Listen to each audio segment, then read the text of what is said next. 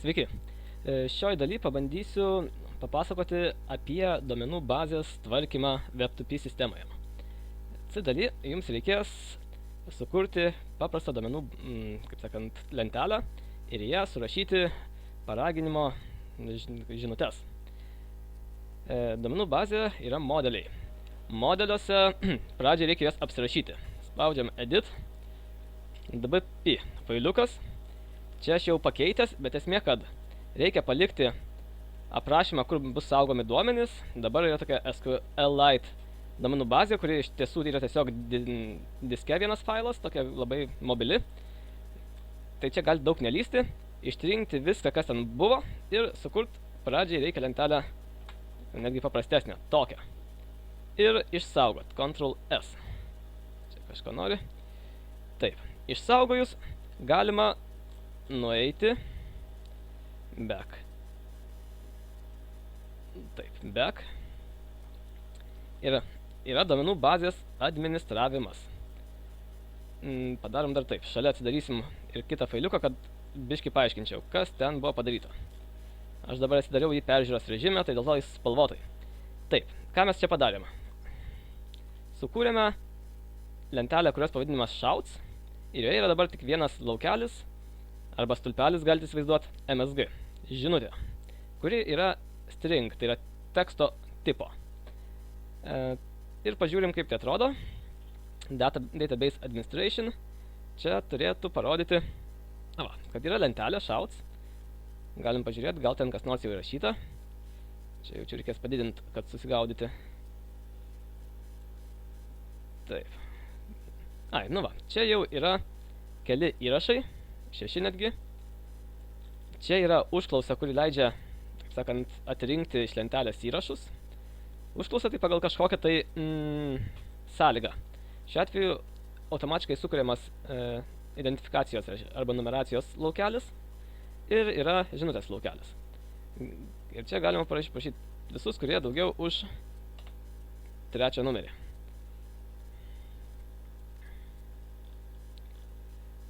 Ir pakeitė.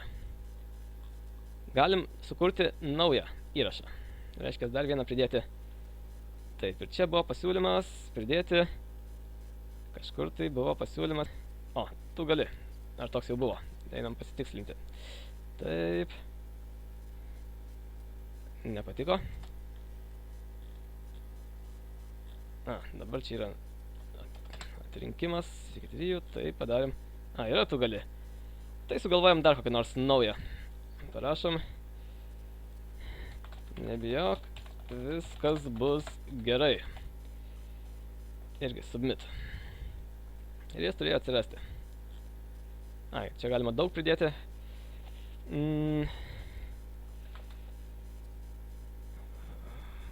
Valio, tebūnė bus valio. Su klaustuku. Ir pažiūrim. Atsirado dar 2. Tai taip paprastai galima jų daugiau įdėti. Dabar taip, einam vėl į pagrindinį, reiškia, dizainą visos programos ir einam į mūsų spėliojimo puslapį. Iškart į editinimą, aš naujoj kortelį atsidarau. Ir dabar pažiūrėsim, ką ten dar reikia padaryti. Kažkas tokio. Taip, ir dabar mums reikėtų šitos duomenis kažkaip panaudoti pačioj programai. Tai nusikopijuojam, taip sakant, atrinkimo iš duomenų bazės kodą. Ir jį turėsim sukombinuoti su šitu kodu. Ir kur čia mes norim kažką parodyti. Jeigu yra spėjama, jeigu ten kažkaip, tai va čia jau spėjimas įvyko, galim įterpti dar vieną bloką, aš į jį atskiras kliuselius įdėsiu. Čia atrenkam visus galimus žinutės ir pabandom jas, kur čia buvo, atsitiktinai parodyti. Taip. Šitas turėtų parinkti atsitiktinę žinutę. iš jų sąrašo. Dar pagalvosiu. Biški yra įdomiau, nes kiekvieną tą žinutę jisai saugo specialiai dar susijęta. Nu gerai.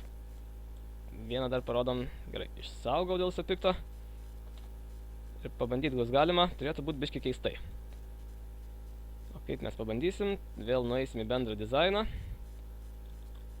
Išsikviesim pages. O, jau turim klaidą. Labai gerai.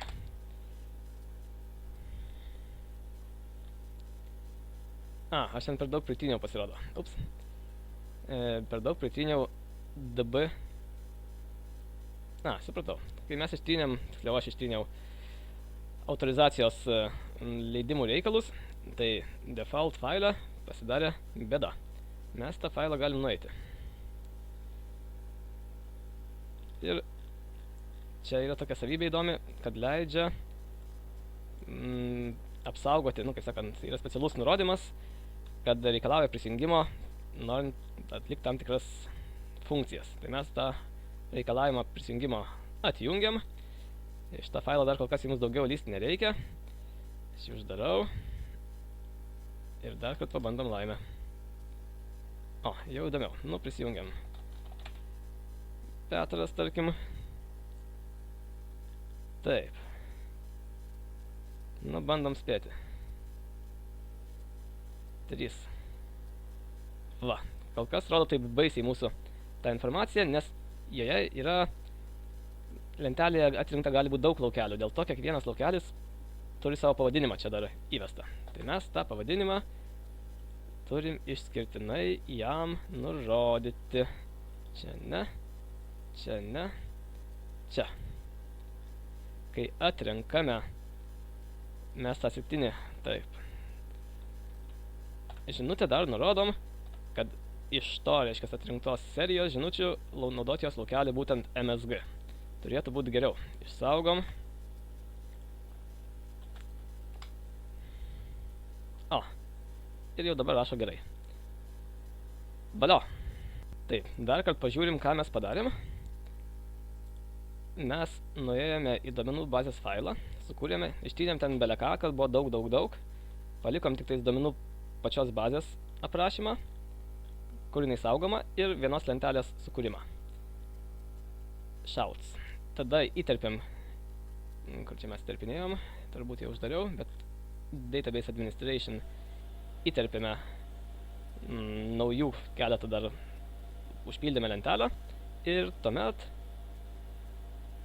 padarėm, kad iš tos lentelės atrinktų duomenis ir iš jų atrinktų atsitiktinę žinutę ir parodytų jos būtent tą jau pranešimo tekstą.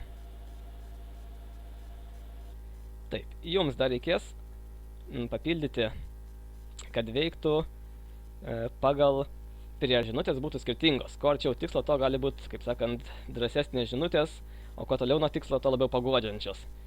Ir čia principė pakopijuoti ir gal truputį pagalvoti. Manau, kad ir duomenų bazėje, aišku, užpildyti, kuri žinutė yra kiek tinkama rodyti, per kiek priartėjus prie tikslo. Jums reikės atkomentuoti. Ne čia. Va, turbūt šitą reikės atkomentuoti. Yra duomenų tipas, jo bus šito laukelio sveikasis skaičius. Pabandykit, sėkmės. Dar tiesiog atkreipkite dėmesį, kai atrinkinės, reikės atrinkti pagal artumą prie tikslo. Šita sąlyga, kuri yra šita čia, jinai atitinka tą principą, kuris buvo pademonstruotas va čia. Kai yra sąlyga, kuri atrenka duomenis, tai tą sąlygą galima išbandyti tiesiogiai šitoj sąsajoj ir matyti, kokie duomenys bus atrinkti. O tiesiog tik bus ne ID laukelis, bet tas approached by. Tik tais jis atsiras tuomet, kai aprašysite jo lauką duomenų bazės failą. Aprašų failę. Nu va, ir čia galima bus atrinkti, kiek jis priartėja tenais. Mažiau už 3 ar mažiau už kiek. Ar daugiau už kažkiek. ir pagal tai atrinks visas tinkančias žinutes, būtent jų informacija tus. MSG laukelis yra būtent tie tekstai. Tai esmė ta, kad jūs čia galite paeksperimentuoti, ką jums kaip atrenka, o paskui tą užklausą čia įrašyti. Difference čia bus kažkoks kintamasis, o čia jūs galite tiesiog skaičių įrašinėti. Dabar neveiks, nes nėra to laukelio. Įdomu, ką rašys, jeigu paspausim dabar.